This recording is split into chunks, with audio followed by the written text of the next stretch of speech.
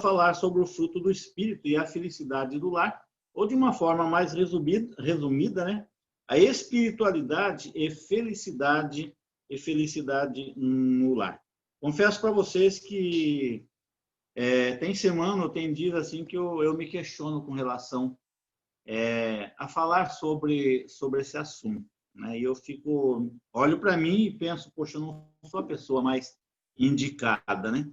Mas aí o Espírito Santo me traz aquele texto que o apóstolo Paulo escreve lá na sua carta aos Romanos, né? Quando ele diz que nem ele mesmo entendia ele, porque o bem que ele queria fazer ele não fazia, o mal que ele não queria fazer ele fazia, né? E ele vivia essa luta interior, mas ele declara que ele dava graças a Deus por Cristo Jesus, né? Então nós temos que nos vermos desse jeito.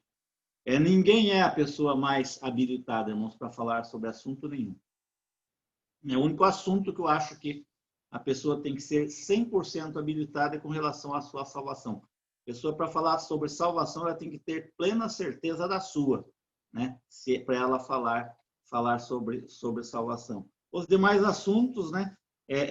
Todos nós temos as nossas falhas, as nossas dificuldades e enfrentamos as nossas mazelas. E o versículo 22 aqui do capítulo 5 de Gálatas, ele diz que o apóstolo Paulo escreve: mas o fruto do Espírito é amor, alegria, paz, paciência, amabilidade, bondade, fidelidade, mansidão e domínio próprio. Contra essas coisas não há lei. Os que pertencem a Cristo Jesus crucificaram a carne, com as suas paixões e os seus desejos. Se vivemos pelo Espírito, andemos também pelo Espírito. Não sejamos presunçosos, provocando uns aos outros e tendo inveja uns dos outros. Como eu disse, nós começamos a falar sobre o fruto do Espírito e a felicidade no lar, ou espiritualidade e felicidade no lar. E no domingo passado nós vimos o primeiro assunto que o apóstolo Paulo cita aqui nesse versículo sobre o fruto do Espírito, que é o amor. Nós vimos que o amor que Paulo cita ali é o amor ágape, né? Aquele amor que a pessoa ama, é o mesmo amor que Deus tem por nós. Ele nos ama não porque nós merecemos, ele nos ama primeiro porque ele é amor. E é esse amor que Paulo cita, é o amor ágape, é aquele amor desinteressado, aquele amor que você ama não esperando nenhum retorno. Irmãos, hoje eu quero falar sobre outro assunto que o apóstolo Paulo cita aí depois do amor, que é a alegria, né? E o apóstolo Paulo ele está falando aqui sobre a alegria e ele, de uma forma clara, né? Já que ele está falando sobre o fruto do Espírito Santo, nós entendemos que a alegria que o apóstolo Paulo ele cita aqui, ele menciona aqui no texto, essa alegria é produzida pelo Espírito Santo, né? Essa alegria ela é produzida pelo Espírito Santo. E sendo produzida pelo Espírito Santo, ela é produzida no nosso interior. Então, ela não está ligada a nada que faça parte da nossa periferia, do nosso exterior, né? É o fruto do Espírito. Essa alegria é gerada única e exclusivamente pelo Espírito Santo. Como eu disse, ela não está ela depende daquilo que nos cerca, né? Então, essa alegria, ela não vem somente quando as finanças domésticas estão equilibradas. Quando está indo tudo bem, quando não falta dinheiro para nada, quando as nossas contas estão totalmente em dia, né? Quando nós temos dinheiro sobrando lá no banco, quando nós não enfrentamos problema, nós não sabemos o que é falta de dinheiro, né? Essa alegria não está atrelada a isso, né? Essa alegria também que o apóstolo Paulo fala aqui, ela não está atrelada somente, estamos falando de família, né? Somente quando os nossos filhos estão indo otimamente bem na escola, né? Quando os nossos filhos ou nós mesmos estamos gozando de boa saúde. Não, ela não está atrelada a esse tipo de coisa, né? A alegria, o apóstolo Paulo mostra aqui que a alegria produzida pelo Espírito Santo, ela vem em meio, geralmente ela vem em meio a circunstâncias difíceis, né? Geralmente essa alegria ela vem quando nós estamos passando por vendavais, né? Porque ela não está atrelada às circunstâncias. Ela é produzida no nosso interior pelo Espírito Santo, né? E essa alegria que o apóstolo Paulo está falando aqui como fruto do Espírito Santo, ela geralmente ela vem durante os momentos de profunda dificuldade, quando nós estamos passando por lutas e por dificuldades, porque é essa alegria e mais ao fortalecimento do Espírito Santo que vai nos capacitar a nós não afundarmos, né? Que vai nos capacitar a nós não sucumbirmos. Por quê? Porque essa alegria ela não está, ela não depende das circunstâncias, né? Ela depende de um estado que nós nos encontramos com Deus, e esse Deus, através do Espírito Santo, então, ele gera isso em nossos corações. Então, essa alegria que o apóstolo Paulo cita aqui, irmãos, ela vem geralmente, né, ela vem durante as tribulações. Um dos textos que me chama a atenção é lá no capítulo 8 de Neemias, o versículo 10. Uma parte do versículo 10, né? Eles estavam mexendo, restaurando os muros e a reconstrução da cidade. E então, no momento lá no capítulo 8, é quando o livro da lei vai ser lido e o povo começa a se contristar, a ficar triste, a chorar, a se lamentar. E ele fala, não, hoje não é dia de se lamentar, hoje não é dia de ficar triste. E lá no finalzinho do versículo 10 do capítulo 8 de Neemias, né, ele diz, vão, façam comida, se alegrem, comam e aproveitem, né? E ele, lá no finalzinho do versículo 10 do capítulo 8 de Neemias, está escrito assim que, né, por que eles deveriam fazer isso? Porque a alegria do Senhor é a nossa força. Irmãos, um dos livros que fala mais sobre a alegria na Bíblia é a carta que o apóstolo Paulo escreve aos Filipenses. E quais as circunstâncias em que o apóstolo Paulo escreve essa carta? Ele estava trancafiado, ele estava preso numa prisão romana. E a carta aos Filipenses, nós sabemos que, embora seja uma carta curta, é a carta onde o tema principal dessa carta, o foco principal dessa carta é a alegria, é contentamento. Mas qual a situação que o homem que escreveu essa carta se encontrava? Ele estava preso, ele estava algemado, né? E quem gosta um pouquinho, é curioso, gosta um pouquinho de história, se for pesquisar sobre como eram as prisões romanas, vai chegar à conclusão que Paulo não tinha nenhum motivo de falar sobre a alegria e nem ser alegre, nem estar alegre. Mas ele fala aos seus leitores sobre a alegria. Ele começa falando sobre a alegria. Era com extrema alegria que ele orava, que ele intercedia por eles, pelos seus leitores. E lá no capítulo 4, versículo 4, ele diz que alegrai-vos no Senhor. É como se ele reforçasse, ele diz outra vez, digo, alegrai-vos. Por quê, irmãos? Porque a alegria que ele está falando aqui na carta de Gálatas, como fruto do Espírito, ela não depende de você estar de circunstâncias externas. Ela depende do estado em que do meu estado interior, em que eu me encontro com o meu Deus, com o Deus que eu creio, com o Deus que eu sirvo, né? E lendo algumas coisas do reverendo Augusto Nicodemos, falando sobre esse assunto, ele diz que bênção se pudéssemos sempre receber o nosso cônjuge. Nós estamos falando sobre a alegria no relacionamento, né? Ele diz que bênção se pudéssemos sempre receber o nosso cônjuge com alegria verdadeira no coração e no meio das provações e dificuldades da vida, exibi-la a todo instante. Mas não é assim que acontece. Não é fácil. Não é fácil. Por quê? porque geralmente nós atrelamos alegria, felicidade, contentamento a coisas exteriores.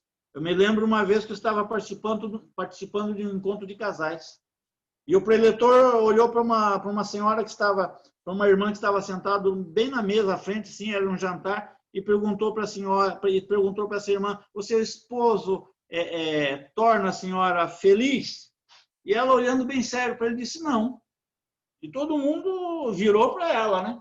Ela entregou o esposo. E ele ficou assim meio sem graça também. Perguntou: mas por que, minha irmã? Ela falou: porque ele não me faz feliz. Eu sou feliz. E ele falou para ela: a senhora poderia explicar? Ela disse: posso, né? Eu sou feliz porque a minha felicidade não depende de pessoas, não depende do meu esposo, não depende de ninguém, depende de mim. Então eu sou feliz porque a felicidade depende de mim. Então por que a pessoa se frustra, se decepciona? Porque ela fica esperando algo da outra pessoa, do cônjuge, achando que aquilo lá é que vai torná-la feliz, alegre, contente. Não. Né? Então ela foi clara, ela explicou, daí aliviou o clima na hora ali, né? Ela disse: não, ele não me faz feliz, eu sou feliz. Né? Porque a minha felicidade não depende do meu esposo, não depende dos meus filhos, não depende do meu patrão, não depende de ninguém. A minha felicidade depende única e exclusivamente de mim. Né? É um estado, irmãos, do homem com Deus. Do homem com Deus. Então, assim também, Paulo entra aqui e fala sobre a paz. Né? Ele fala sobre a paz também que é a mesma situação, é gerada pelo Espírito Santo. Ele também menciona aqui a paciência, né, que a revista atualizada traz como longanimidade. E eu estava lendo um artigo, e esse artigo traz uma estatística, e essa estatística confirma que a maior parte dos divórcios, das separações, ocorre porque os cônjuges eles não conseguem lidar com a raiva e o ressentimento contra o outro. Né? A raiva e o ressentimento que vão sendo acumulados através dos anos. Perdem a paciência com os erros, com as falhas, com as provocações do outro e desistem, então, de achar o caminho da reconciliação. E o caminho mais fácil, então, é um rompimento.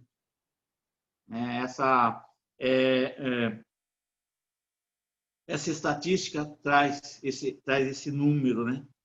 E a psicologia moderna chama isso de incompatibilidade de gênios.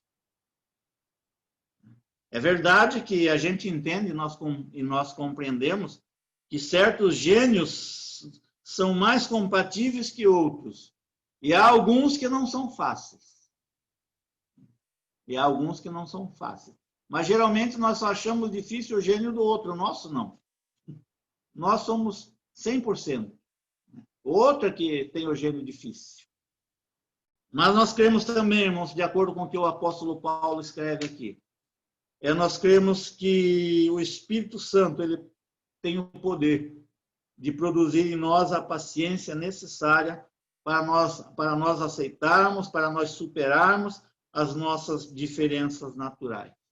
E como que nós podemos conseguir isso?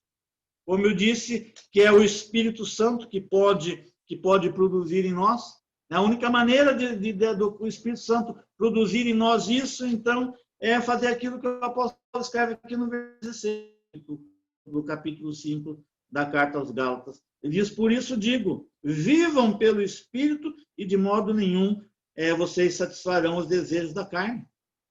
Ele diz: porque a carne deseja o que é contrário ao Espírito, e o Espírito que é contrário à carne. Eles estão em conflito um com o outro, de modo que vocês não fazem o que vocês desejam. Mas se vocês são guiados pelo Espírito, não estão debaixo da lei. Que lei? Da lei da carne. Eu já expliquei isso, né? E mais uma vez citando o reverendo Augusto, que é a pessoa que nós estamos tomando como base os seus escritos, as suas ministrações, né? Ele diz que provavelmente em boa parte dos divórcios o que existiu não foi incompatibilidade de gênios, né? Mas incompatibilidade com o Espírito Santo. Por quê, irmãos? E eu entendo por quê. Porque nós passamos uma vida toda vivendo e semeando na carne. Irmão, nós passamos o dia vivendo a carne, tentando satisfazer a carne, os nossos desejos. Né? Entramos semanas, e quando chega lá no final, no início da outra semana, nós pensamos que alguns momentos numa reunião nós vamos nos encher do Espírito Santo, e não é assim. Né? Em alguns momentos, no dia a dia. Irmãos, como que nós vamos colher o fruto do Espírito na nossa vida? Se nós passamos a nossa vida vivendo e semeando na carne, fica difícil. Fica difícil. Para nós colhermos, para que o fruto do Espírito Santo seja gerado na nossa vida, no nosso viver diário, nós temos que andar e viver no Espírito 24 horas, não apenas em alguns momentos da semana, do mês, talvez do ano. Nessa viagem que eu fiz, irmãos, no dia que eu cheguei, eu não li Bíblia. No outro dia, eu também não li Bíblia. Não deixei de orar. Todo dia cedo eu orava, à noite eu orava, né, agradecendo a Deus pelo dia, cedo pedindo para que Deus me conduzisse, me acompanhasse, me guardasse naquele dia. Mas por 2 dias eu não li a Bíblia. E de repente eu fui inquieto. Falei, não parei de comer nenhum dia. Desde que eu cheguei, eu estou comendo muito bem. Meu filho me recebeu muito bem, né? Abasteceu muito bem a geladeira.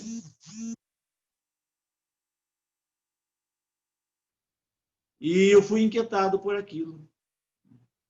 Férias, né? Férias. Tinha um irmão lá em Rondônia que dizia que todo mundo saía de Rondônia e viajava para o sul, todo mundo era do sul, nas férias, e as igrejas ficavam praticamente vazias. Quando os irmãos voltavam todos arrebentados, porque eles iam para as férias. Aí tiravam férias espirituais, irmãos. Mas Satanás, ele não tira férias, não. Satanás, ele não tira férias. Nós temos que nós temos que vigiar com relação a isso. Aquilo que nós estudamos, aquilo que nós estudamos na quarta-feira, né? Paulo aqui no capítulo 6 da carta aos Gálatas, versículos 7 e 8, ele diz que não se deixe enganar, de Deus não se zomba, pois o que o homem semear, isso também colherá. Versículo 8, Paulo diz, quem semeia para a sua carne, da carne colherá destruição. Mas quem semeia para o Espírito, do Espírito colherá a vida eterna. Irmãos, não tem como, nós passamos a semana toda, o dia todo, semeando na carne, alimentando a nossa carne, e acharmos que no finalzinho de semana nós vamos nos encher do fruto do Espírito. Não vamos. Não vamos. Onde o Espírito Santo atua, irmãos, o fruto da paciência aparece. E eu quero encerrar, né, com uma pergunta, e essa pergunta está num livro que eu estava lendo, justamente sobre relacionamento, alegria e felicidade, né, na família, no lar, o fruto do Espírito na vida do lar. E essa pergunta, ela usa o termo você, né? Você não sente que a sua impaciência e a sua irritabilidade que causam tantos atritos no casamento? Eu quero encerrar e deixar no ar essa pergunta. Nós analisarmos as nossas próprias vidas. Por que será? O que é que eu tenho semeado? Não tem como eu semear, se eu semeio semente de abacaxi, irmãos, não adianta eu querer colher maçã, porque eu não vou colher, não. Eu vou colher abacaxi.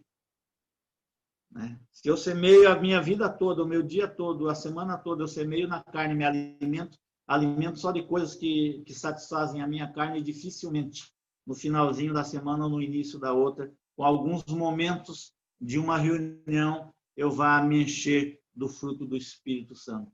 É uma semeadura diária, 24 horas.